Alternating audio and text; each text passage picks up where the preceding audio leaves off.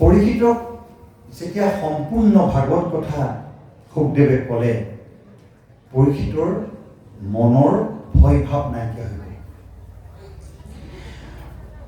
পৰীক্ষিতক ইমান সুন্দৰভাৱে বুজাই দিলে যে আমি ঈশ্বৰৰ অংশ, ঈশ্বৰৰ ওচৰৰ পৰা আহিছিলোঁ, আকৌ ঈশ্বৰৰ গুৰিলৈ যাব লাগিব। এই সংসাৰত কোনো ৰজা মহাৰজা আজিলৈকে চিৰস্থায়ীভাৱে যুগে যুগে এখন আসনতে এখন ৰাজ্যতে থকা নাই। তুমি মই সকলো যাব লাগিব। যেনেকৈ ভগৱন্ত বৈকুণ্ঠৰ পৰা আহি ইয়াত লীলা কৰি ভগৱন্ত বৈকুণ্ঠৰ পৰা হৈ গুচি গ'ল, তেনেহ'লে এইখন অসাৰ সংসাৰত কোনো বস্তুৱেই চিৰদিন চিৰকাল নাথাকে। এনেকুৱা বস্তুক লৈ দুখ কৰাৰ কোনো প্ৰয়োজন নাই। আজি যাক আপুনি আপোন বুলি ভাবিছে, কিন্তু তেওঁ আপোন নহয়। যাৰ লগত আমি সম্বন্ধ গঢ়িছোঁ, স্বাৰ্থৰ কাৰণে সম্বন্ধবিলাক গঢ়ি আছোঁ, এই কথাবিলাক অনুভৱ কৰক। আমি নিজৰ ভাইজা, নিজৰ সন্তান, নিজৰ পিতৃক, আত্মীয় স্বজনক, ভাই ভাতৃ ভগ্নীক মৰম কৰোঁ, শ্ৰদ্ধা কৰোঁ, কিন্তু এই সম্বন্ধবিলাকৰ মাজত স্বাৰ্থ জড়িত হৈ আছে। যিদিনাখনেই এগৰাকী সুন্দৰী চাই যুৱতী নিজৰ জীৱনৰ কাৰণে আদৰি আনিবলৈ চেষ্টা কৰিছিল, সেইদিনাখনেই নিজকে মনতে অলপ সন্তোষ হৈছিল, অন্তত মোৰ জীৱনলৈ এজনী বৰ সুন্দৰী যুৱতী আহিব, তাইৰ লগতে সুখৰ সংসাৰ গঢ়িম। বাৰু যুৱতীসকলে ভাবিব যে এইবাৰ নিশ্চয় মোৰ জীৱনৰ এটা সাংঘাতিক সংযোজন ঘটিছে, সুন্দৰ সুঠাম এজন যুৱকৰ লগত মোৰ সাংসাৰিক সম্বন্ধ হ'ব, আমি দুইজনে সুখে সন্তোষে সংসাৰ ধৰ্ম পালন কৰিম। এক স্বাৰ্থ আছে, লৈ আহিল। অনাৰ পাছত সেই সংসাৰখন বেছি দিন নালাগে। এজন বিখ্যাত ইংৰাজ কবিয়ে এই কথাটো কৈছিলে কবিতাৰ আকাৰত, কিন্তু আমাৰ কাৰণত বৰ ডাঙৰ মেছেজ। জীৱনত যদি এদিনৰ কাৰণে তুমি সুখ বা আনন্দ বা শান্তি বিচৰা, তেনেহ'লে দুখী দৰিদ্ৰ কোনোবা এজন ব্যক্তিক, ভোকাতুৰ ব্যক্তিক কিবা এটা খুৱাই দিয়া, আমাৰ মনটো ইমান ভাল লাগিব যে তেওঁ জীৱনত যে এই ব্যক্তিজন ভোকত আছিলে, মই যে কিবা এটা খোৱালোঁ।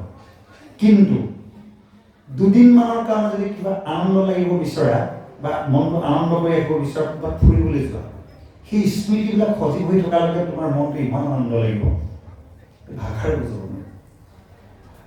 যদি এবছৰৰ কাৰণে যদি তুমি শান্তি বা আনন্দ বিচৰা, তেনেহ'লে বিয়া পতা। সেই এবছৰ মানলৈকেহে মৰম চেনেহ শ্ৰদ্ধাবিলাক থাকিব। তাৰ পিছত সন্তান যেতিয়া জন্ম হ'ব, সেই মৰমবিলাক যেতিয়া ভাগ হ'ব, দায়িত্ব বাঢ়িব, সেই মৰমবিলাক ক'লেই কপোৰৰ গোটেই উৰি যাব, সেই শান্তিবিলাক বাস্তৱত সংসাৰ পালন কৰা ব্যক্তিসকলে অনুভৱ কৰিব। তাৰ পাছত যদি জীৱনটো যদি সুখেৰে কটাব বিচৰা, আনন্দৰে কটাব বিচৰা, এনেকুৱা এটা বস্তু তোমাৰ হাতেৰে সৃষ্টি কৰা, এটা ধৰ্মীয় অনুষ্ঠানেই হওক, এটা পুলিয়েই হওক, নিজৰ কিবা অনুষ্ঠান ভাগ হওক, যিটো আপুনি গৌৰৱেৰে ক'ব পাৰে এই মহান অনুষ্ঠান ভাগ আমিয়ে কৰিছিলোঁ। মৃত্যু পৰ্যন্ত আপুনি হাঁহি হাঁহি যে আনন্দ বিলাবলৈ চেষ্টা কৰিছে, ধৰক সেই আনন্দ মানে আপোনাৰ আনন্দ বাঢ়িহে গৈ থাকিব, যে আমাৰ কাৰণে বহু মানুহৰ মুখত হাঁহি মানে বিৰিঙিছে। এইটো আৰু কি হ'ব পাৰে? সেই কবিতাটো ভাবাৰ পৰা আধ্যাত্মিক ভাৱ ভাৱনা জড়িত হৈ আছে ভগৱান, মই সেইটো কাৰণে সংযোগ কৰি কৈছোঁ। এতিয়া চব স্বাৰ্থ জড়িত হৈ আছে, কিন্তু কোনো বেয়া পাব নালাগে, মই কথাবিলাক পইণ্টটো উলিয়াই আহিছোঁহে, যে কইনাগৰাকীয়ে ভাবিব অন্তত কইনাৰ পিতৃ মাতৃ হওক বা কইনাগৰাকীয়ে অন্তত এজন যুৱকৰ লগত বিয়া সোমাইছোঁ যেতিয়া, এতিয়া সমস্ত দায়িত্ব তেওঁ, জীৱনটো ভৰণ পোষণ দিয়া, বিভিন্ন ধৰণে মোৰ লগত একাকাৰ হৈ শান্তিৰে জীৱন অতিবাহিত কৰিম যেতিয়া, তেওঁ হৈ গ'লো যেতিয়া, মই আজিৰ পৰা তেওঁৰ নামত শিৰত সেন্দুৰ ল'ম যেতিয়া, মোৰ সমস্ত দায়িত্ব তেওঁ, তাত স্বাৰ্থ আছে। যদি যুৱকজনে ভাবে ঘৰত এতিয়া ভাত পানী বনোৱা, কাপোৰ ধোৱা, বিভিন্ন কাম কৰিবলৈ আৰু ব্যক্তি নাই যেতিয়া, এগৰাকী সুন্দৰী যুৱতীও লাগে আৰু এগৰাকী কন্যা আনিলে অন্তত মা দেউতাকো ভাত মুঠি বনাই খুৱাব পাৰিব, মোকো শুশ্ৰূষা কৰিব পাৰিব, ঘৰৰ সমস্ত দায়িত্ব লক্ষ্মী বোৱাৰী হিচাপে কৰিব পাৰিব, সেইটো যেন স্বাৰ্থ নহয়, স্বাৰ্থ আছে। তাৰ পাছত স্বাৰ্থ আৰু আহিব যে এই মানুহগৰাকী জীৱন সংগী কৰি আনিলোঁ, তেওঁ গৰ্ভতে এটি সন্তান জন্ম দিওঁ, মোৰ বংশৰ মৰ্যাদা, মোৰ বংশ ধৰি ৰাখিবলৈ উত্তৰাধিকাৰী লাগে। তাতো স্বাৰ্থ আছে। 10 মাহ 10 দিন সন্তানটি গৰ্ভত ধাৰণ কৰি দুখ যন্ত্ৰণা সহ্য কৰি, প্ৰসৱ যন্ত্ৰণা সহ্য কৰি, মৃত্যুৰ লগত যুঁজি এজন মানুহৰ কাৰণে, তেওঁ পিতৃ পৰিচয়টো দিবৰ কাৰণে নিজৰ জীৱনক উচৰ্গা কৰি এটি সন্তান কোলাত তুলি দিয়ে। কিমান ত্যাগ! তাতো স্বাৰ্থ আছে। স্বাৰ্থটো কোনটো? এই ল'ৰাটো নিশ্চয় এদিন ডাঙৰ হ'ব, এই বয়োবৃদ্ধ যেতিয়া আমি হওঁ, আমাক অন্তত সেৱা শুশ্ৰূষা কৰিব, আমাক অন্তত সি থাকিলেই আমাৰ কামবিলাক সি কাম পাতি ল'ব। স্বাৰ্থ আছে নাই ক'ব? প্ৰত্যেকতে স্বাৰ্থ আছে। সেই দেশলৈকে আনন্দত গৈ আছে। জীৱনৰ প্ৰতিটো কথা সূক্ষ্ম কিন্তু গভীৰভাৱে বিশ্লেষণ কৰক। এই দেশলৈকে আনন্দই আনন্দ। ইমান সুন্দৰী এগৰাকী যুৱতী পাইছোঁ, ইমান সুন্দৰ সুঠাম এজন যুৱক পাইছোঁ মোৰ জীৱন সংগী হিচাপে। তাতকৈ কি লাগিছে? এটা শিশু জন্ম হৈছে, দেৱ ইমান মৰম লগা। শিশুৰ কলকৰণি ঘৰখন জীপাল হৈ আছে, আনন্দত মানে আত্মহাৰা হৈ গৈছে ঘৰৰ প্ৰত্যেকজন সদস্য, ককা আইতা সকলো আনন্দ, বংশ পৰিয়াল আনন্দ। আমাৰ ঘৰলৈ লক্ষী চোপাই এটি কন্যা সন্তান জন্ম হৈছে, কিমান আনন্দ। তাৰ পাছত আহিলে এটা সময় আহিব, আপুনি দিন ৰাত একাকাৰ কৰি মূৰ ঘাম মাৰি পেলাই কষ্ট স্বীকাৰ কৰি ঘৰখনৰ প্ৰত্যেকজন মানুহৰ সুখৰ কাৰণে জীৱনটো অৰ্পণ কৰিছে। দুবেলা দুমুঠি মানে যত্নাবৰ কাৰণে, ভোগবিলাকৰ বস্তু ক্ৰয় কৰিবৰ কাৰণে, ল'ৰা ছোৱালীক শিক্ষা দিবৰ কাৰণে। কিন্তু দুৰ্ভাগ্য বিষয়, এদিন যেতিয়া আপুনি ৰোগগ্ৰস্ত হৈ গ'ল,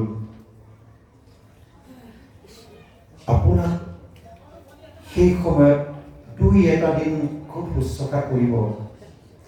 এনেকুৱা ঈশ্বৰে নকৰক, এনেকুৱা দুৰ্ভাগ্য দিন আহি গৈছে, কাৰোবাৰ জীৱনত হৈ আছে আৰু হ'ব পাৰে। সেই আপুনি যাক গোটেই জীৱনৰ কাৰণে আদৰি আনিছিলে, সেই মৰম লগা সুন্দৰী ভাৰ্যাগৰাকীয়ে এই মানুহটো নমৰা হ'ল, ইয়াৰ কাৰণে মোৰ শান্তি নাই, কিমান কষ্ট কৰিম এওঁৰ কাৰণে। এই কথাষাৰ আপুনি শয্যাত পৰি থকাৰ অৱস্থাত যেতিয়া শুনিব, যিগৰাকীক প্ৰাণ হৈ ভাল পাইছিল, যিগৰাকী ভাৰ্যাৰ কাৰণে, সুখ দুখৰ কাৰণে জীৱনৰ কষ্ট উপাৰ্জিত ধন টকা পইচা খৰচ কৰি সুখে সন্তোষে থকাৰ সপোন দেখিছিল, সপোন নিমিষতে থান-মান হৈ যাব। আৰু যিজন মানুহৰ কাৰণে নিজৰ আত্মীয়জন, মই অকল একপক্ষীয়ভাৱে কোৱা নাই কথাবোৰ অনুভৱ কৰক। যিজন মানুহৰ কাৰণে নিজৰ পিতৃ মাতৃ ভাতৃ ভগ্নী আত্মীয় স্বজনক ত্যাগ কৰি, তেওঁৰ হোৱাৰ সপোন দেখি, তেওঁতে গোটেই জীৱন মৰণ উচৰ্গা কৰি, তেওঁক পিতৃত্বৰ পৰিচয় দিবৰ কাৰণে গৰ্ভত সন্তান ধাৰণ কৰি, মৃত্যুৰ লগত যুঁজি প্ৰসৱ যন্ত্ৰণা সহ্য কৰি সন্তানৰ পৰিচয় দিলে। সেই সন্তানৰ লগতে ঘৰখনৰ প্ৰত্যেকজন ব্যক্তিক সন্তোষ কৰিবলৈ যাওঁতে ৰান্ধি বাঢ়ি খোৱা, কাপোৰ কানি ধোৱা, ঘৰ চফা কৰা, বিভিন্ন সমস্যা, ৰাতিপুৱাৰ পৰা ৰাতি এপৰলৈকে লখিমী বোৱাৰী বুলি কৈ অনা সেই গৃহিণীগৰাকীয়ে দিন ৰাত কষ্ট কৰাৰ পাছত দুৰ্ভাগ্যক্ৰমে যদি কেনেবাকৈ তেওঁ শয্যাত পৰে, অসুখত পৰি যদি ৰোগগ্ৰস্ত হৈ থাকে, যদি তেওঁ সেই জীৱনৰ সমস্ত দায়িত্ব বহন কৰিম বুলি কোৱা মানুহজনে যদি কৈ দিয়ে, কি কৰিবা, দুৰ্ভাগ্য কপালে টানি আনিলে, এই মৰা হ'লেই ভাল আছিল, কেনেকুৱা লাগিব বাৰু তেতিয়া। যিজনৰ কাৰণে ইমান ত্যাগ কৰাৰ পাছত সেই ব্যক্তিজনৰ আপোন মানুহজনৰ পৰা এনেকুৱা এটা কথা শুনাটো কেনেকুৱা হ'ব পাৰে? কাৰোবাৰ জীৱনত ঘটা নাই, ঘটিব পাৰে, নঘটাটো ভাল। ঈশ্বৰ প্ৰভুক সদায় চিন্তা কৰিব যাতে এনেকুৱা বিপদ কাৰো নহয়, শান্তি সম্প্ৰীতি মৰম সদা সৰ্বদা থাকক। যিগৰাকী ব্যক্তিক জীৱনৰ অত্যন্ত প্ৰাণৰ নিজৰ প্ৰাণটোতকৈ ভাল পাওঁ, তোমাক নাপালে মই মৰি যাম বুলি কোৱা ব্যক্তিগৰাকীক আদৰি অনাৰ পাছত হোমৰ জুইত বা সাক্ষী কৰি বা ভকতক সাক্ষী কৰি এইগৰাকী জনম জনমৰ কাৰণে 7টা জনমলৈ যাতে মোৰ জীৱন সংগী হোৱা বুলি যেতিয়া বাক্য কৰি সেৱা সৎকাৰ কৰি লোৱা হয়, এমাহ যোৱাৰ পাছত যদি প্ৰকৃত স্বৰূপটো আহি যায় যে প্ৰতিটো কথাতে ধ্যান বেন খং ৰাগ কৰি গালি পাৰি থাকিবলৈ ধৰে, 7টা জনমলৈ আদৰি অনা সেই ব্যক্তিগৰাকীক আপুনি এমাহতে আপোনাৰ আমনি লাগে, কিমান যন্ত্ৰণাদায়ক হ'ব। মই এনেকুৱা এগৰাকী ভাইজা আদৰি ল'লো নে যিগৰাকীয়ে মোক কথাই প্ৰতি ইমান বেয়া ব্যৱহাৰ কৰে। প্ৰথমতেতো ইমান মৌ মিঠা মাত আছিলে, এতিয়া দেখোন এষাৰ মাতেই মোৰ অন্তৰ চুই যায়। তুমি মোক কিটো দিছা, কি কৰিছা, কি সুখ দিব পাৰিছা।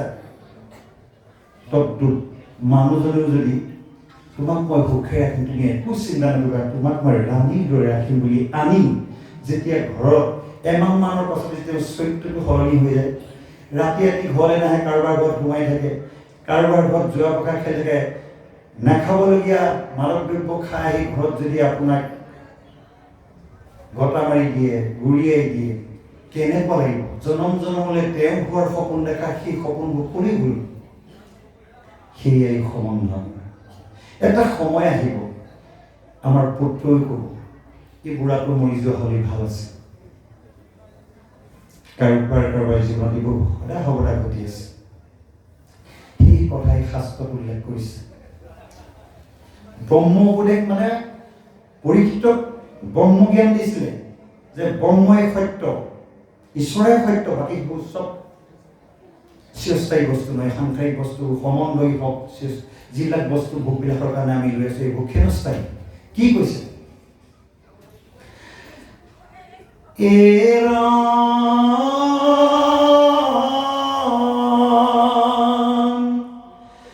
কেশৱকে দন্তৰে চৈখুনে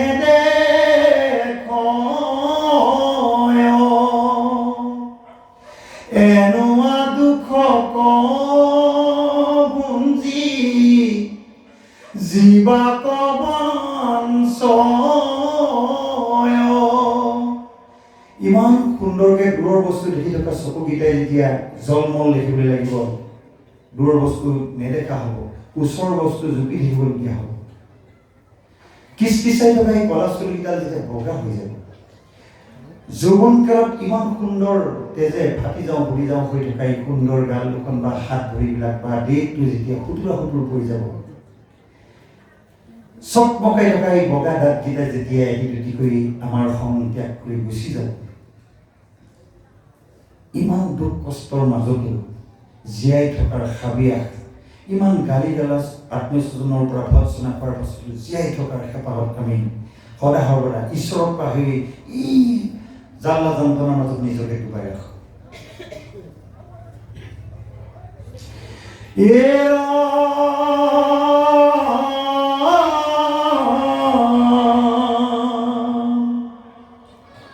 স্নেহমে বিশ্ৰামতে পৰি থাকি মৰে ভাইজা পুতে নুপুখয় অৱহেলা কৰে। আমাৰ এই সুন্দৰ দেহাটো যেতিয়া জহি কহি বিচনাত যেতিয়া পৰি থাকিম, বিস্তাৰ মূত্ৰ যেতিয়া লেটপেট হৈ একাকাৰ হৈ থাকিম, যিজন ব্যক্তিয়ে ইমান সুন্দৰ সুঠাম দেহ লৈ আনৰ নয়নৰ মণি হৈ জীয়াই আছিলোঁ, তুমি ইমান ধুনীয়া, তোমাক চাই থাকিবলৈ মন যোৱা, এনেকুৱা মন্তব্য শুনিলে মন প্ৰাণ পুলকিত হৈ যায়। কিন্তু সেই দেহাটো, সেই সুন্দৰ সুঠাম যুৱকজন বা সেই সুন্দৰী যুৱতীগৰাকী, দীপলি সুন্দৰী যুৱতীগৰাকী এদিন সাৰে চাৰে লাগি বিচনাত পৰি যাব, যেতিয়া বৃদ্ধ বয়সতে হওক, ৰোগগ্ৰস্ত হৈ হওক। বিস্তামুক্ত যেতিয়া লাগি থাকিব, দিন ৰাত কিমান চফা কৰিব আত্মীয়স্বজনে, পুত্ৰ বা ভাইজা বা স্বামী, আমনি পাই ক'ব মৰি যোৱা হ'লে ভাল আছিল। কিমান এটা সাংঘাতিক সেই সময়ত পৰিৱেশ সৃষ্টি হৈ অনুভৱ কৰক। দিন ৰাত কষ্ট কৰি উপাৰ্জন কৰা কষ্টৰ ধন যেতিয়া নাৰ্ছিং হোমত নি যেতিয়া ভৰাই দিলোঁ, তেতিয়া সেই সময়ত ডাক্তৰে ক'ব আমি দুখিত, আপুনি ইমান কষ্ট পাইছিল, ধন আমাৰ নাৰ্ছিং হোমত খৰচ কৰি শেষ কৰিলে, যিটো আপোনাৰ আপোন মানুহজনক বচাবলৈ আৰু আমি সক্ষম নহ'ল, ক্ষমা কৰোঁ। কেনেকুৱা লাগিব বাৰু? নিজে নেখাই নগৈ সঞ্চয় কৰা গোটেই ধনখিনি যেতিয়া নাৰ্ছিং হোমত লাখ লাখ টকা দিবলৈ যাব, ঘৰৰ মাটি বাৰী গাড়ী ঘৰ বিকি কেতিয়াবা নিজক বচাবলৈ, আপোনজনক বচাবলৈ চেষ্টা কৰে, এতিয়া ডাক্তৰে হাত দাঙি দিয়ে, তেতিয়া কেনেকুৱা লাগিব? সেইকাৰণে আমাৰ যিগৰাকী ভাজ্যা ভালৰ ভাল ধুনীয়া বুলি আমি সুন্দৰী বুলি আদৰি আনিছিলোঁ, সেইগৰাকী ভাজ্যা চোতাললৈকে তাতকৈ আগলৈ যাব নোৱাৰে। যিবোৰ কষ্ট কৰি দিন ৰাত একাকাৰ কৰি ধন সংগ্ৰহ কৰিছিলোঁ, হয় বেংকত থাকিব, নহয় আপোনাৰ লকাৰত গডৰেজৰ হেৰিয়াত থাকিব, তাৰ তিল মাত্ৰ এটা কইনছ এটাও আপুনি লগত লৈ যাব নোৱাৰে। আৰু যিটো দেহা আমাৰ আগত সদায় কওঁ, এইটো বয়সলৈকে মই বেজি এটাও লৈ পোৱা নাই, মই ভগৱন্তৰ পৰা বাচি আছোঁ, সেইটো এটা অহংকাৰ। সেই দেহাটো, যিটো দেহা মাছ মাংস ঘি মৌ খাই সুস্থ সবল হৈ আছোঁ, সেই দেহাটো এদিন যেতিয়া জহি কহি যাব, চিতালৈকে তাত পোৱাবলৈ যাব নোৱাৰে। কি লৈ যাব তেনেহ'লে? এইখনেই সংসাৰ। আপুনি মই যিমান ধুনীয়া নহওঁ, যিমান নিৰোগী নহওঁ, যিমান ধনৱন্ত নহওঁ, যিমান শিক্ষিত নহওঁ, এটা সময়ত আমাৰ এটা ডাঙৰ শূন্য হৈ পৰিব। যি আনুষ্ঠানিক শিক্ষালৈ শিক্ষিত হৈ উচ্চপদস্থ বিষয়বিলাক লৈ আছিলে, সেই সন্মান ইয়াতে থাকি যাব, কোনো মূল্য নাই। যদি সম্বন্ধবোৰ য'ত গঢ়িব লাগে তেওঁলোকক যদি গঢ়োঁ, তেতিয়া আমাৰ এই আত্মাৰ কল্যাণ হ'ব।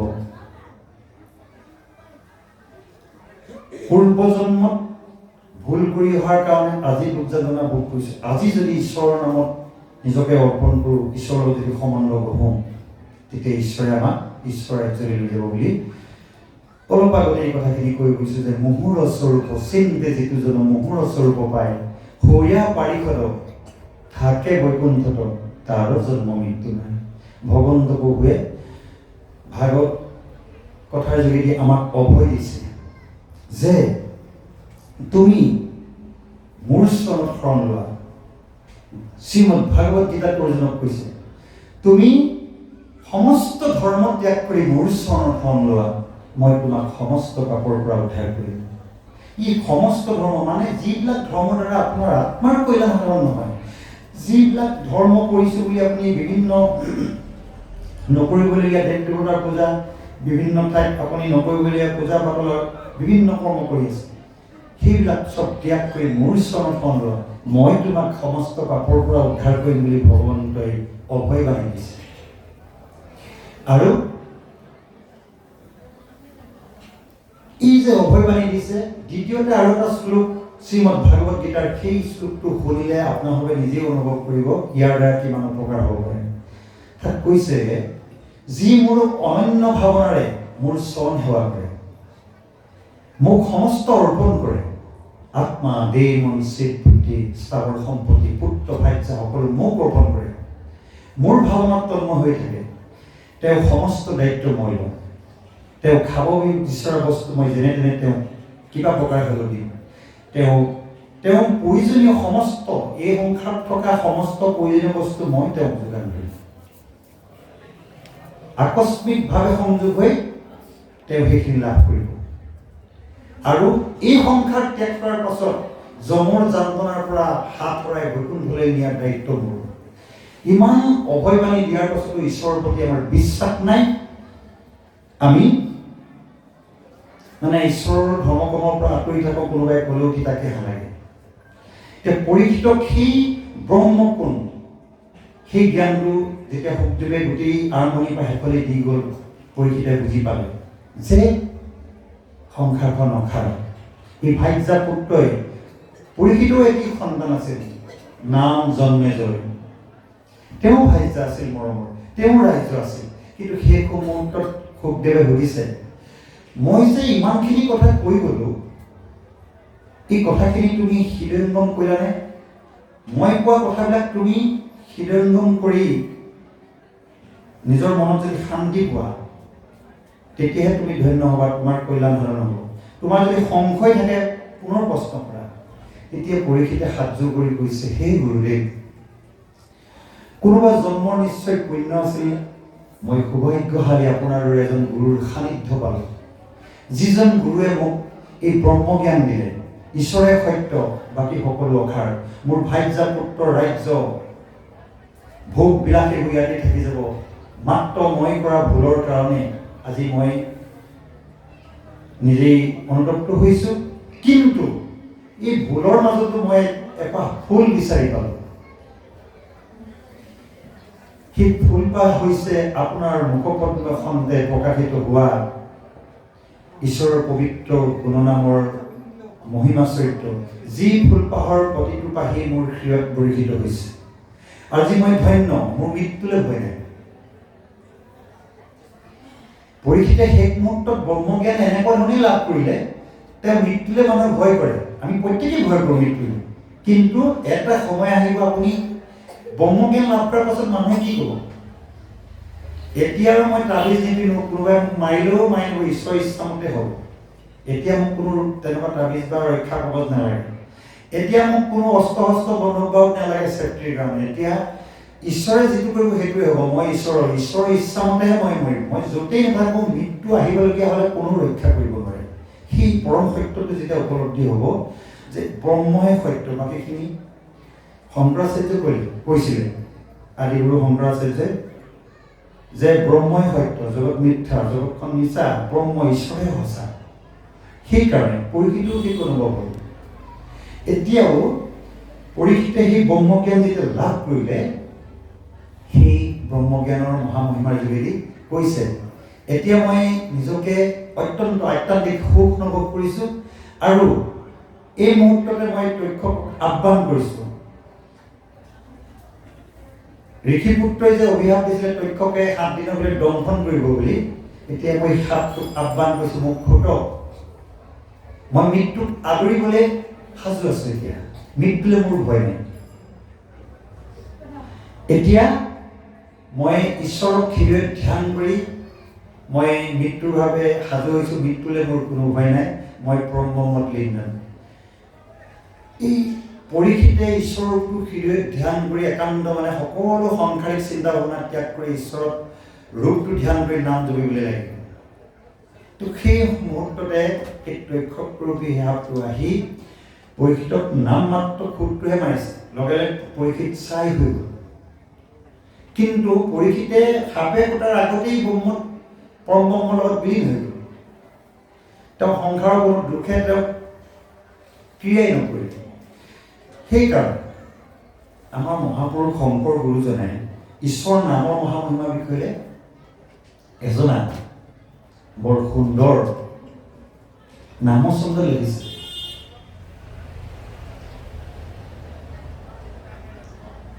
কেইজনমান ঘোষাৰ মধ্যে নামচন্দ্ৰৰ মাধ্যমে আমাক জনাইছে, আপুনি আপোনাক কেনেকৈ সজাই পৰাই তুলিব। আপুনি ঘৰটো সজাইছে, আপুনি ফুলনিৰ দৰে সজাইছে, নিজক সজাই পৰাই লৈছে, কিন্তু আপুনি নিজক ঈশ্বৰৰ উপযোগী পাত্ৰ কৰি তোলক। যেনেকে ঈশ্বৰে পৰীক্ষিত গৰ্ভতেই উপযুক্ত দেখি তাতে আহ্বান জনাইছেগৈ, এজন ভৱিষ্যতে ভাগৱত শ্ৰৱণ কৰিবলগীয়া শ্ৰোতা আহিছে, তেওঁক মই গৰ্ভ পাই আদৰি আনিছোঁ। আপোনালোকে যে আজি ভাগৱত কথা শুনিছে বা অন্য কালেও শুনে, আপোনালোক ঈশ্বৰৰ প্ৰিয় পাত্ৰ হৈ গ'ল।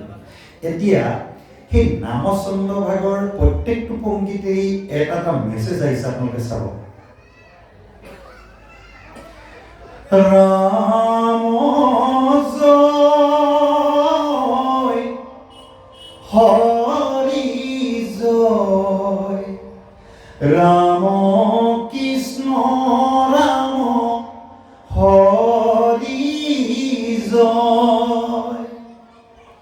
ও ৰামকৃষ্ণ নাম আপুনি স্মৰণ কৰিছে। ৰাম কৃষ্ণ ৰাম সততে হুমৰে, তাৰ আৰ কাক ভয় জয়। যি ৰামকৃষ্ণ কৰি থাকে, তেওঁ আৰু কালৈ ভয় কৰিব লাগে। যেতিয়া ঘৰত এজন ডাক্তৰ থাকে, এই ৰোগ হ'লে মোৰ ল'ৰা ডাক্তৰ ই চাব। ঘৰত উকিল এজন থাকে, কিবা আইনী ব্যৱস্থা হ'লে ই দেখোন চাবই। সেইবোৰ হয়তো আইনত জীৱক বা নিজক ডাক্তৰে ভাল কৰিব পাৰক বা নোৱাৰক, তাত কেতিয়াবা নোৱাৰিবও পাৰে। কিন্তু ভগৱান তেনেকুৱা নহয়। প্ৰত্যেকটো বিপদতে ভগৱানক ৰক্ষা কৰিবলৈ আহে, ভয় দূৰ কৰে। প্ৰহ্লাদক হাতী গছকাইছে, শিল বান্ধি সাগৰত পেলাইছে, জুই জ্বলাই দিছে গাত হাত ভৰি বান্ধি, কিন্তু প্ৰহ্লাদ মৰা নাই। প্ৰহ্লাদে নাম স্মৰণ কৰি কৰি বাচি গ'ল। তেনেহ'লে আপুনি ময়ো বাচিব। কোনো দোল তাবিজ ল'বলৈ প্ৰয়োজন নাই। নাম লওক, নামে আপোনাক ৰক্ষা কৰিব। কোনোবাই যদি আপোনাৰ অহিত চিন্তা কৰিছে, তেওঁহে ক্ষতি হ'ব। শাস্ত্ৰত সেইটোও কৈছে, অভিচাৰী কৰ্মৰ জানিবাহে সি নয়, পৰকন পাৰি আপোনাক বিনাশয়। কোনেও আপোনাক হিংসা কৰিব নোৱাৰে, কোনেও আপোনাক নষ্ট কৰিব নোৱাৰে, আপোনাক অপকাৰ কৰিব নোৱাৰে। অবিচাৰী কৰ্মৰ জানিবাহে নহয়, পৰকন পাৰি আপোনাক বিনাশয়। আপুনি যদি নাম লৈ থাকে, আপোনাক সেই ৰক্ষা, নামৰ ৰক্ষা কবচে ইমানেই ক্ৰিয়া কৰিব, যিজনে আপোনাক তন্ত্ৰমন্ত্ৰ কৰিছে তেওঁহে ক্ষতি হ'ব, আপোনাৰ একো নহয়। সাধ্য নাই এইটো। কাৰণ প্ৰহ্লাদকে সেইবোৰ দৈত্যকুলৰ আখৰি শক্তি ইমান চেষ্টা কৰি একো কৰিব নোৱাৰিলে, মাত্ৰ বিশ্বাসী লওক।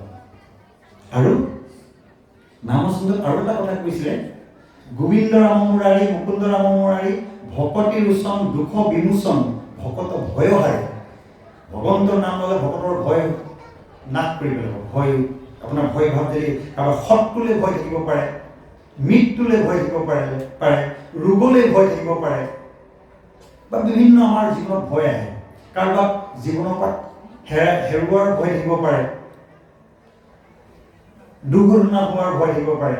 এই সমস্ত ভয়ৰ পৰা ঈশ্বৰে ৰক্ষা কৰিব। তাৰ পাছত শুনক, ও ৰাম ৰাম কৃষ্ণ নাম কীৰ্তন কৰিয়া, ৰাম কৃষ্ণ নাম কীৰ্তন কৰিয়া, হৰিৰ মন্দিৰ জয়। আপুনি নামঘৰলৈ বা মন্দিৰলৈ নগলেও হ'ব, আপুনি নিজেই মন্দিৰ হৈ যাব। ঈশ্বৰক আপোনাৰ হৃদয়ত ধ্যান কৰক,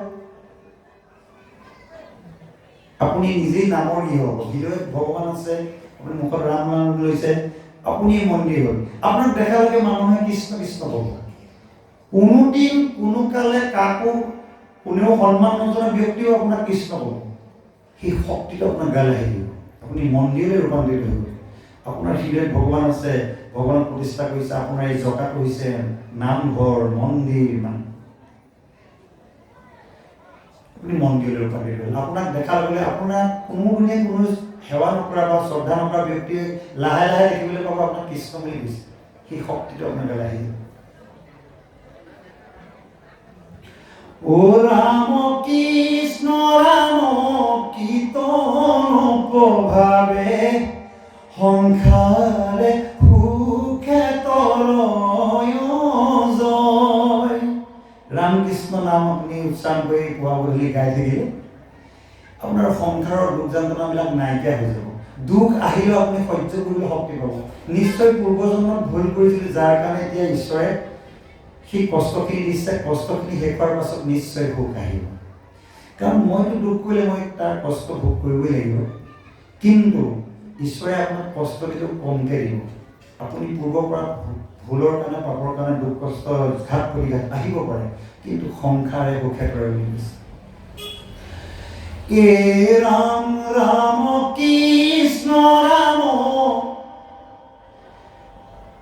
কীৰ্তন প্ৰভাৱে, বিঘিনি নাশ কৰয় জয়। আমাৰ আটাইতকৈ ভয় লাগে বিপদ বিঘিনি আহে বুলি।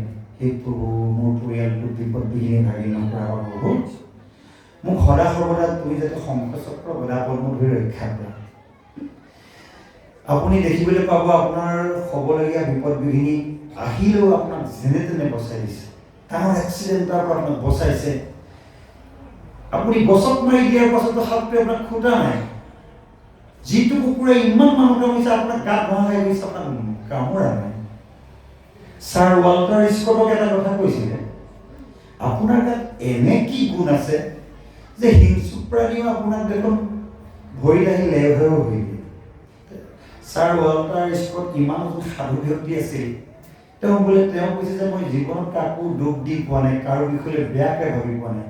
সেইটো কাৰণে হয়তো মোক কোনো জীৱ জন্তু হিংসুক প্ৰাণীও বেয়া নাপায়। যিকোনো সাপ আহি মোৰ গাতে উঠি দিয়েহি, মানুহক আমি হাৰাম কৰি দিয়ে, সেই কুকুৰটো আহি মোৰ গাত লেও হৈ পৰি দিয়ে।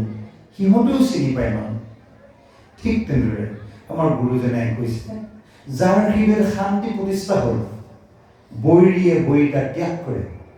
আপোনাক মাৰিম বুলি ভাবি থকা শত্ৰুটোৱে এদিন তাৰ মনত সদ্ভাৱ আহিব, সেই মানুহটোক এদিন মাৰিম বুলি ভাবি আছিল, ইয়াক নেমাৰো বাৰু।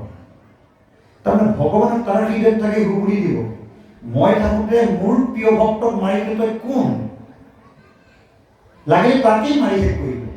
গোটেই জীৱনটো দুৰ্যোধনে পাণ্ডৱক ইমান হিংসা কৰিলে, দুৰ্যোধনে মৰিলে, পাণ্ডৱ নাই মৰা। কথাবোৰ তেনেকুৱা। সেইকাৰণে ৰামকৃষ্ণ নামক কীৰ্তন কৰিয়া বিঘিনি নাশ কৰে। বিঘিনিবিলাক নাশ কৰাৰ উপায় গুৰুজনে ভাগৱত শাস্ত্ৰত দিছে। ভাগৱত শাস্ত্ৰৰ ক্ষুদ্ৰ সংস্কৰণ হৈছে কীৰ্তন, আৰু সেই কীৰ্তনৰ ভাগৱতৰ সাৰাংশই আনি ঘোষা সৃষ্টি কৰিছে। ঘোষাত গুৰুজনাই নামচন্দ্ৰত এই কথাখিনি লিখিছে,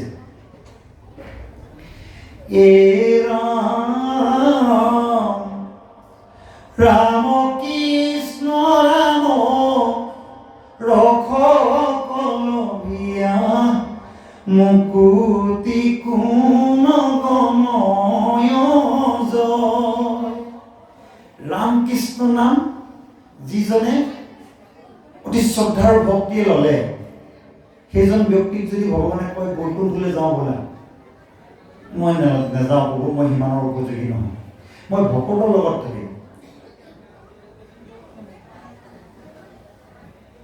চেনিখিনি আৰু পানী দুঠাইত থৈ দিছে, এখিনি চেনি আৰু এখিনি পানী। অৰ্থাৎ পানীখিনি হৈছে ভগৱন্ত, চেনিখিনি হৈছে আপুনি মোৰ দৰে এজন ব্যক্তি।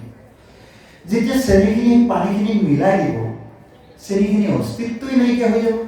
পানীখিনি খালে গম পাব তাত মিঠা হৈছে, এটা বস্তু নাইকিয়া হৈ যায়। যেতিয়া আমি ভগৱন্তক বিলীন হৈ যাওঁ, আমাৰ অস্তিত্ব নাইকিয়া হৈ যায়।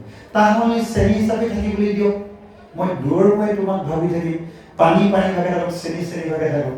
কিন্তু ভগৱানে কিন্তু এৰি দিয়ে, ভগৱন্তই সেই ভকতজনক দি বৈকুণ্ঠত স্থান দিবই দিব। সেই অনুভৱটোকে মহাপুৰুষ মাধৱদেৱে কৈছে, মুক্তিটো নিস্পৃহ যিটো সেই ভকতক মোৰ ৰসময় মাধৱ ভগতী। যিজনে মুক্তিকো বাঞ্ছা নকৰে, বৈকুণ্ঠলৈ যোৱা কথাটো চিন্তা নকৰে, সেইজন ভকতক মই সেৱা কৰোঁ। কাৰণ সেইজন ভকতে আন 10জনকো ধৰ্ম জ্ঞান দি আধ্যাত্মিক দিশলৈ আনি জীৱৰ কল্যাণ সাধন কৰাৰ কথা চিন্তা কৰে। ইছলাম ধৰ্মৰ কোৰাণ শৰীফত দুটা শব্দ কৈছে, বকাবিল্লা আৰু ফনাবিল্লা, যিটো আমাৰ প্ৰহ্লাদ চৰিত্ৰৰ কথাটো সেইটো উল্লেখ কৰিছে। এজন ব্যক্তিয়ে আল্লাহ মানে ভগৱানেই, খুদা মানুহ ভগৱানেই, ঈশ্বৰৰ 1001টা নাম, সহস্ৰ নামৰ ভিতৰত আল্লাহ নামটো কৰিছে। আপোনালোকে ধৰ্মৰ বিভাজনক লৈ কেতিয়াবা কিছুমান চিন্তা আহি যায়, কিন্তু সেইটো নহয়। ভগৱন্তৰ অনন্ত নাম, তাৰ ভিতৰত আল্লাহটো কৰিছে। এনেকুৱা এটা শব্দ নাই যিটো ভগৱানৰ ব্যতিৰেকে আছে। কিন্তু সেই বকাবিল্লা ফনাবিল্লা বুলি দুটা কথা যে কৈছে, দুজন ভক্ত ভগৱানে পৃথিৱীবাসীলৈ পঠিয়ালে যে তোমালোকে যোৱা ধৰ্ম প্ৰচাৰ কৰা। এজনে গৈ কৈছে, হে আল্লাহ, মই আৰু দুনিয়ালৈ নাযাওঁ, আৰু ইমান দুনিয়াত চৈতানী মানুহ আছে, সিহঁতৰ সংগত থাকোঁতে সেই চৈতান ভাৱবিলাক মোৰ গালৈ আহিছে, যেনে তেনে তোমাৰ নাম জপি তোমাৰ দিয়া কৰ্তব্যবিলাক কৰি মই তোমাৰ বেহেস্ত নামৰ ঠাইত আকৌ তোমাক লগ পাইছোঁ। সেইজন বকাবিল্লা বুলি কৈছে। আৰু ইজনে কৈছে, হে আল্লাহ, মই বাৰে যাম দুনিয়ালৈ, সেই পৃথিৱীলৈ মই বাৰে যাম, সেই দুখী দৰিদ্ৰ অনাথসকলক, সেই অজ্ঞানী ব্যক্তিসকলক মই বাৰে ধৰ্ম শিক্ষা দি তোমাৰ ওচৰলৈ অনাৰ চেষ্টা কৰিম। সেইজন ফনাবিল্লা।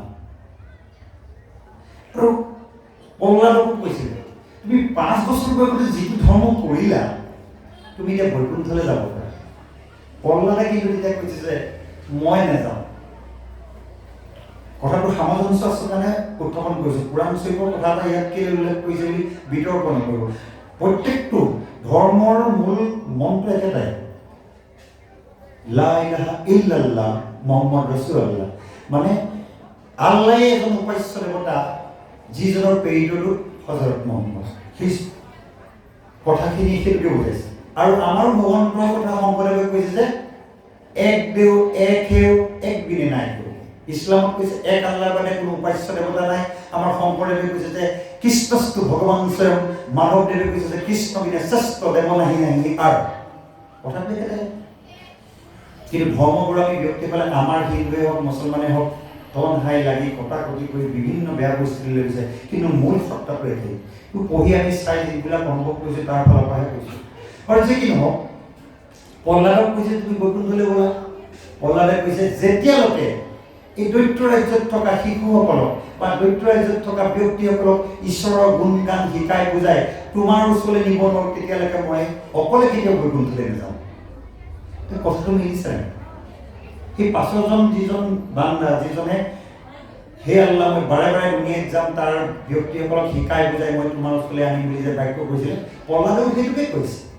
সেইকাৰণে যে আমি ৰামকৃষ্ণ নামৰ প্ৰতি যেতিয়া আমাৰ ৰস বাঢ়ি যাব, যে তেওঁৰ প্ৰতি শ্ৰদ্ধা বাঢ়িব বা ভক্তি বাঢ়িব, মুকুতি কোনো বনাই মুক্তি নালাগে। মই বাৰে বাৰে মোৰ আত্মীয় স্বজন শহীদ বান্ধৱ এই ধৰাধামত থকা ব্যক্তিসকলক মই উদ্ধাৰ কৰি নিয়াৰ চেষ্টা কৰিম। তাৰ পাছত কৈছে ৰাম কৃষ্ণ নাম পৰম আনন্দ সমুদে মজিতা কয় জয়। ৰামকৃষ্ণ নামৰ এটা পৰম আনন্দ আছে, নাম লৈও আনন্দ লাগে। আজি যে আমি ইয়াত কথা কৈ যিটো আনন্দ পাই আছো সেইটো মই আনক ভাষাৰে বুজাব নোৱাৰোঁ। আপোনালোকে শুনি আনন্দ পাইছেনে মই নাজানো, সেইটো নিজৰ এটা অনুভৱৰ বস্তু। কেতিয়াবা কেতিয়াবা আমি বহুত দূৰ দূৰণি ভাল ভাল একান্ত সেৱক বা গুৰু বা ভাল বক্তাসকল যিসকলে ভাগৱত ধৰ্ম প্ৰচাৰ কৰিছে, শ শ মাইল গুচি যাওঁ তেওঁলোকৰ কথা শুনিবৰ কাৰণে। এনেকুৱা ৰসত ডুবি থাকোঁ, সেই সময়ত পৃথিৱীৰ কোনো আনন্দই আমাক তাৰ পৰা আঁতৰাই আনিব নোৱাৰে।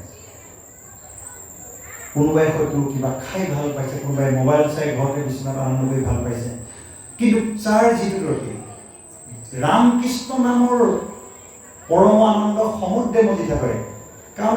কাৰণ সাগৰত ডুবিলে বা নদীত ডুবিলে পুখুৰীত ডুবিলে মানুহ মৰি যায়, কিন্তু ভাগৱত সমুদ্ৰত যেতিয়া ডুবি থাকিব মানুহে গম নাপায় ক'ত কি হৈছে। এতিয়া এইকণ সময়ত মোৰ ভাইজা কি কৰি আছে, মোৰ পুত্ৰই কি কৰি আছে, মোৰ দেউতাই কি কৰি আছে, মোৰ ভাবিবলৈ সময় নাই। কাৰণ মই ঈশ্বৰৰ ৰাজ্যত আছোঁ। এই মুহূৰ্তত মই ঈশ্বৰৰ কথা কৈ আছোঁ, মোক এতিয়া ঈশ্বৰ খেলায়। এই ভাৱটো যেতিয়া থাকিব বা ঈশ্বৰৰ কথাহে শুনিম, এনেকুৱা ধৰণৰ ভাৱ যেতিয়া আহি থাকিব, আপুনি ৰামকৃষ্ণ নামক পৰম আনন্দ সমুদ্ৰে মজি থাকে। আনন্দৰ সমুদ্ৰত মজি থকাৰ অৱস্থাত পৃথিৱীৰ কোনো এনেকুৱা শক্তি আপোনাক আকৃষ্ট কৰিব নোৱাৰে। সুখদেৱক আমি কি, আমিতো ক্ষুদ্ৰ মনুষ্য, মায়া মোহতটো আমাৰ ধ্যান ধাৰণা ভুলি যায়। কিন্তু সুখদেৱৰ মুখৰ আগত যেতিয়া স্বৰ্গৰ ৰূপেশ্বৰীবিলাকে, সুন্দৰী ৰূপেশ্বৰীবিলাকে উলংগ হৈ যেতিয়া নাচিবলৈ লাগিছিল, সুখদেৱে কিন্তু তেওঁলোকে চোৱাই নাছিল, লাজ পাই গুচি গৈছিল তেওঁলোকৰ। ঠিক তেনেদৰে পূৰ্ব যিসকল দত্তাত্ৰেয় ঋষি বা অন্যান্য ঋষি মুনিসকলে ধ্যান ধাৰণা কৰি যেতিয়া ঈশ্বৰৰ অৱতাৰ স্বৰূপে আহি যেতিয়া ধৰ্ম প্ৰচাৰ কৰিছিল, সেই সময়ত তেওঁলোকক মোহিত কৰিবলৈ বহুত চেষ্টা কৰাইছিল, কিন্তু তেওঁলোকৰ ধ্যান ধাৰণা ভগা নাছিল। ইয়াৰ পাছত কৈছে ৰাম কৃষ্ণ ৰাম কীৰ্তন প্ৰভাৱে হৰিৰ বল্লভ হয় জয়। ৰামকৃষ্ণ নাম কীৰ্তন কৰাৰ কাৰণে আপুনি হৰিৰ বল্লভ, বল্লভ মানে কি, প্ৰিয় পাত্ৰ, অতি মৰমৰ, ঈশ্বৰৰ অতি মৰমৰ হৈ যাব আপুনি। যদি বিচাৰে ৰাম নাম জপ কৰি থাকক, লৈ থাকক, আপুনি ঈশ্বৰৰ প্ৰিয় পাত্ৰ হৈ যাব। হে প্ৰভু, মই তোমাৰ হৈ গ'ল। এতিয়া মোৰ বুলিবলৈ একো নাই, তুমি মোৰ, মই তোমাক ভাল পাওঁ। সংসাৰৰ বহু ব্যক্তিক ভাল পালোঁ, নিজৰ সন্তানক ভাল পালোঁ, যৌৱন অৱস্থাত নিজৰ উপযোগী এগৰাকী সংগীক ভাল পালোঁ। কিন্তু সেই ভাল পোৱাটো দেখোন সদায় সবদা টিকি নাথাকে। এতিয়াৰ পৰা মই তোমাক ভাল পাইছোঁ, তোমাৰ প্ৰিয় পাত্ৰ হ'ব বিচাৰিছোঁ, মই তোমাৰ হ'ব, তুমি মোৰ হোৱা, মই তোমাৰ হ'ব বিচাৰোঁ। ৰাধাই যেনেকৈ অবিৰত কৃষ্ণ ভাৱনাত কৃষ্ণ প্ৰেমত নিমগ্ন হৈ গ'ল, আপুনি মই সকলোৱে কৃষ্ণ প্ৰেমত নিমগ্ন হ'ব পাৰোঁ। তাৰ পাছত কৈছে এ ৰাম ৰাম কৃষ্ণ ৰাম কীৰ্তন কৰিয়া হৰি ক বৈশ্য কৰয় জয়। ৰাম কৃষ্ণ নাম কীৰ্তন যেতিয়া আপুনি কৰি থাকিব, হৰি আপোনাৰ বশ হৈ যাব। আজি দেশৰ মুখ্যমন্ত্ৰীয়ে বা প্ৰধানমন্ত্ৰীয়ে নিজৰ আসনত অলংকৃত কৰি আছে, আপুনি তেওঁলোকক বশ কৰিব নোৱাৰে, কেতিয়াও আপোনালোক মান্য নলয়, কাৰণ তেওঁলোকৰ ৰজা। কিন্তু অনন্ত কোটি ব্ৰহ্মাণ্ডৰ গৰাকী প্ৰাণ কৃষ্ণ ভগৱন্তক আপুনি দাস কৰি ৰাখিব পাৰিব, বশ কৰি ৰাখিব পাৰিব, আপোনাৰ সেৱক হিচাপে ৰাখিব পাৰিব। ভগৱন্তই নিজেই কৈছে ৰাম কৃষ্ণ নাম কীৰ্তন কৰিয়া হৰিক বৈশ্য কৰে, হৰিক বশ কৰি ৰাখিব পাৰিব। আপোনাৰ কাৰণে হৰিয়ে সদা সৰ্বদা কি কৰোঁ কি নকৰোঁ ভগৱানে আপোনাৰ পাছে পাছে ঘূৰি থাকিব।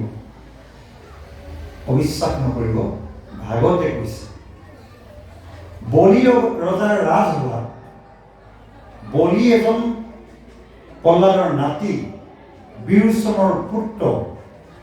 বলিয়ে নিজৰ ৰাজ্য, পুত্ৰ, ভাৰ্যা সকলো ত্যাগ কৰি নিজকো ভগৱানৰ ওচৰত অৰ্পণ কৰিলে।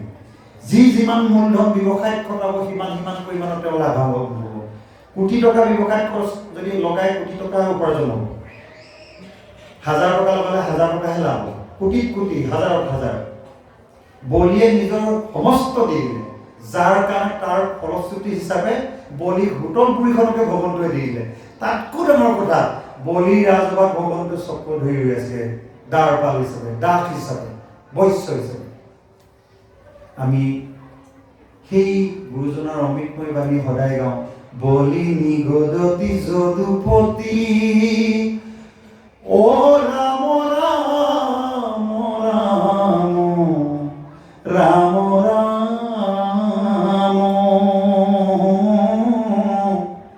কিনো কি পাওঁ কৰিলা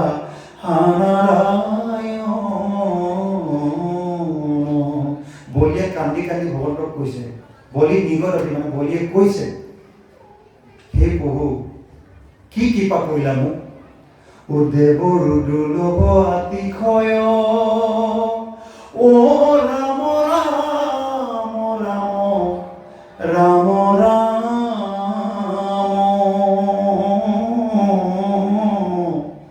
ও গৃহতে থাকিয়া দেখিলো তজু চৰণ। বলিয়ে কান্দি কান্দি কৈছে, হে প্ৰভু কি মই ভাগ্যৱান, তোমাক গৃহতে থাকি তোমাৰ চন্দ্ৰখন কৰিবলৈ সক্ষম হৈছোঁ। কাৰণ সিমানখিনি বলি উপযোগী।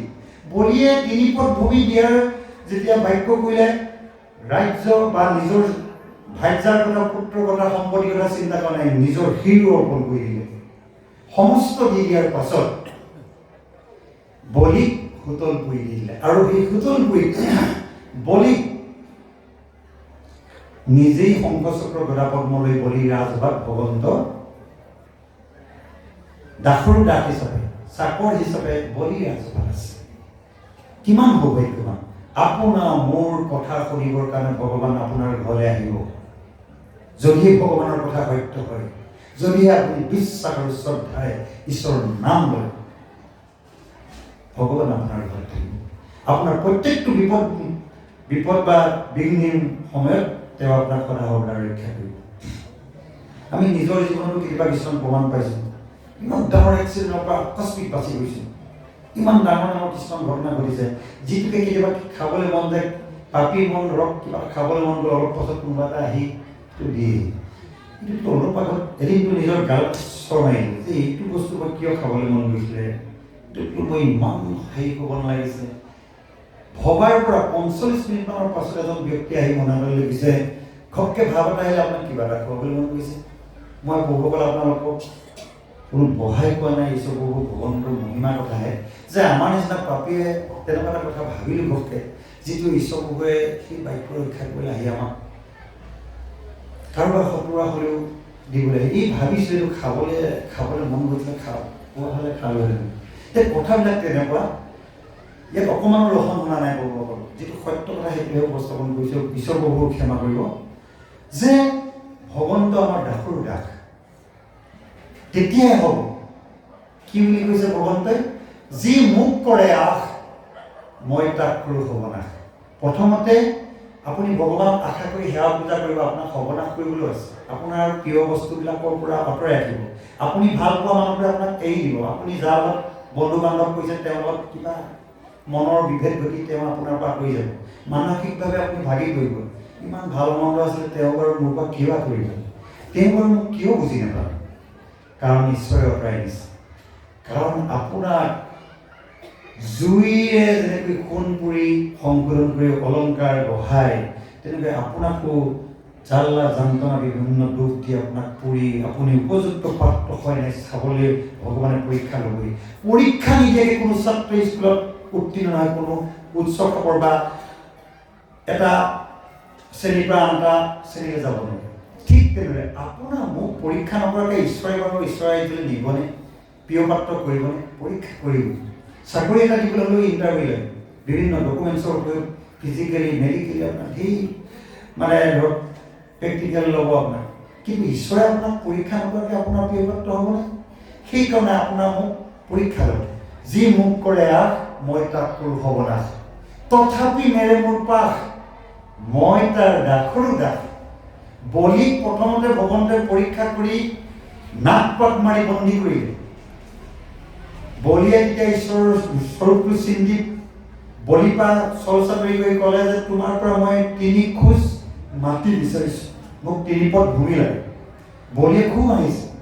যিজন বলিৰ গুৰিলে আহিলে, কোনো ভিক্ষুক বা অভাৱী ব্যক্তি এজনে জীৱনত আৰু কাৰো গুৰিত হাত পাতিব নালাগে।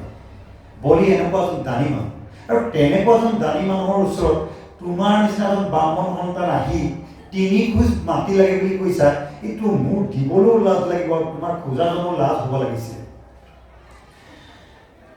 ভগৱানৰ ব্ৰাহ্মণৰূপী অৱতাৰৰ বলিক চতুৰতাৰে বশ কৰিবৰ কাৰণে ভগৱানে কৈছে, নহয় মোক মাত্ৰ 3 খোজ মাটি লাগে, তুমি দিব পাৰিবা নকৰা, নহ'লে মই যাওঁ।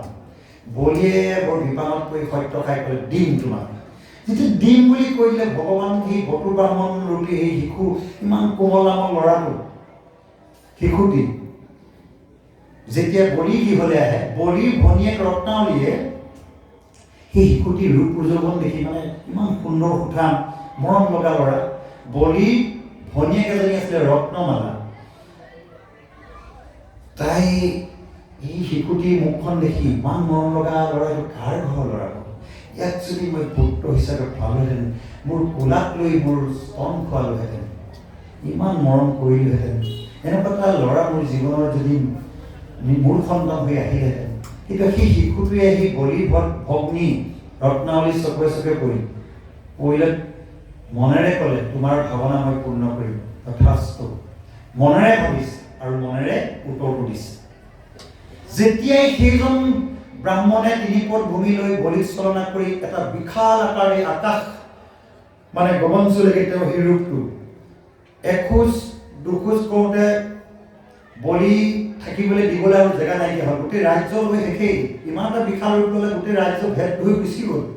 একো দিবলৈ উপায় নাপায়, কি দিম কি নিদিমকৈ বলিয়ে নিজৰ শিৰটো পাতি দিলে, ইয়াতে দিয়ক বাকী খোজ। 3টা খোজ দিবলৈ সামৰ্থ্য নাই বলি, শেষত শিৰ পাতি দিলে, আৰু শিৰটো দ্বিতীয় বছৰত দিবলৈ একো বাকী নাই, শেষ কৰি পেলালে। তেনেকুৱাতে সেই বলিৰ ভগ্নী সেই ৰত্নাৱলীয়ে, যিজনীয়ে মৰমত কেঁচুৱা ল'ৰাৰ দৰে ইমান সুন্দৰ সুঠাম এই শিশুটিক বুকুৰ স্তন খুৱাম বুলি মনতে হেঁপাহ কৰিছিলে, সেই একেগৰাকী মানুহে খং আৰু ক্ষোভত নিজৰ ককায়েকক এনেকুৱা অৱস্থা কৰাৰ কাৰণে খঙতে ইমান কোধাগ্নিভাৱে সি শিশুটিলে চাইছে, তোক যদি মই পালোহেঁতেন বিগ ষ্টন দি মাৰিলেহেঁতেন। তেতিয়াও ভগৱানে সেই ৰত্নাৱলী চকুলে চাই মিচিক কাহে তেনে তথাস্থ বুলি এৰি দিলে। পৰৱৰ্তী পৰ্যায়ত এই অসৎ ভাৱনা লোৱাৰ কাৰণে পূৰ্বৰ বাক্য ৰক্ষা কৰি সেই ৰত্নাৱলী পুতনা হলি আৰু সেই অদিতিৰ গৰ্ভত জন্মগ্ৰহণ কৰা সেই বটুবামন চাপৰজ্যোতি ব্ৰাহ্মণ সন্তানটি পৰৱৰ্তী পৰ্যায়ত কৃষ্ণৰূপে আহি সেই পুতনাৰ স্তন খালে, গাখীৰ খাইছে আৰু সেই বিগ স্তন খোৱাৰ কাৰণে পুতনাক বধ কৰি মুক্তিও দি দিলে। এতিয়া ই বলিয়ে যে গোটেইখিনি দিয়াৰ পাছত যে সৰ্বনাশ হৈ গ'ল, দিন বুলি কৈ সৰ্বনাশ হ'ল, তাৰ পাছত বলি কি লাভ হ'ল? গোটেই ৰাজ্যৰ তেওঁ গুৰু শুক্ৰাচাৰ্যও মনা কৰিছে, তই শেষ হৈ গ'লি আৰু তোক মই মনা কৰিছিলোঁ এইবোৰ নিদিবলৈ, বাক্য কৈছিলোঁ যে শপত নাখাবলৈ, এতিয়া 3 পদ ভূমি দিবলৈ কৈ তই শেষ কৰি পেলাই নিজকো হেৰুৱাই পেলালি। কিন্তু দিলে দানত দুৰ্গতি খণ্ডন হয়। আমাৰ মানুহে অনুষ্ঠানলৈ পইচা খুজিলে দিবলৈ টান পায়, ইমান কষ্টই ধন আৰ্জন কৰিছোঁ, সিহঁতক অকল অনুষ্ঠান পাতিবলৈ পইচা লাগে, পইচা লাগে। আৰু দানত দুৰ্গতি খণ্ডন হয়। বলিয়ে 3 পদ ভূমি দিয়াৰ বাক্য কৰিছিলে কাৰণে তেওঁ শিৰ পাতি দিলে।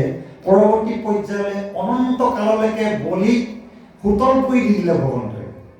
কি তোৰ বলি এই ৰাজ্য? বলি ৰাজ্য ক'ত আছিলে আপোনালোকৰ লগত কৈছে, এইখন পুণ্যভূমি ভাৰতবৰ্ষ শোণিতপুৰতে। যদি বানৰ পিতৃ বলি হয় তেতিয়াহ'লে শোণিতপুৰতে বলিৰ ঘৰ। তেজপুৰ শোণিতপুৰতে এই অসম মুলুকে বা এই পুণ্যভূমি ভাৰতবৰ্ষই তেওঁৰ ৰাজ্য আছিল। এতিয়া সুতল কৰি দিলে আৰু বলিক বাক্য কৰিছে, তোমাৰ ৰাজ্যত মই চাকৰ হিচাপে, দৌৰ হিচাপে অস্ত্ৰ হৈ থাকিম, কোনোবা শত্ৰুৱে যদি আহে তোমাক মই ৰক্ষা কৰিম। ভগৱানক বশ কৰি ৰখাটো বৰ সহজ কথা নহয়। যি মোক কৰে আন মই তাক কৰোঁ সৰ্বনাশ। ইয়াৰ পাছত বলি ভগৱন্তই সুতল পুৰি দিয়াৰ উপৰিও আৰু এটা কথা কৈ থৈ গ'ল যে এটা সময়ত হাৱনি মন্বন্তৰত তোমাক মই ইন্দ্ৰৰ আসনখন দিম। সেই সময়ত তুমি ইন্দ্ৰ হৈ, ইন্দ্ৰ মানে এটা পদহে প্ৰভুসকল। ইন্দ্ৰ মানে এজন ৰজা বা তেওঁ সদা সৰ্বদা থাকিব এইটো নহয়। মুখ্যমন্ত্ৰী যেনেকৈ এটা পদ, সময়ে সময়ে মুখ্যমন্ত্ৰী বেলেগ এজন হৈ থাকিব। ইন্দ্ৰ মানে এটা পদ, যিটো পদ এজন বৰ্মা দিনত 14জন ইন্দ্ৰ সলনি হয়। এটা সময়ত বলিও আহি সেই উত্তৰপুৰীৰ পৰা আহি ইন্দ্ৰৰ আসনখন চৰকাৰে দখল কৰিলে। খুব পুণ্য বল হ'ব। বাৰু যে কি নহওক, এইখিনিকে পৰীক্ষিত ব্ৰহ্মজ্ঞান দিলে। এই জ্ঞানৰ দ্বাৰা আমিও কিছুমান আমাৰ জীৱনত কৰিবলগীয়া কিছুমান কাম আছে, যিখিনি কামৰ দ্বাৰা আমি ঈশ্বৰ ৰাজ্যত প্ৰৱেশ কৰিব পাৰিম। ইয়াৰ পাছত পৰীক্ষিতে মুখ্য লাভ কৰিলে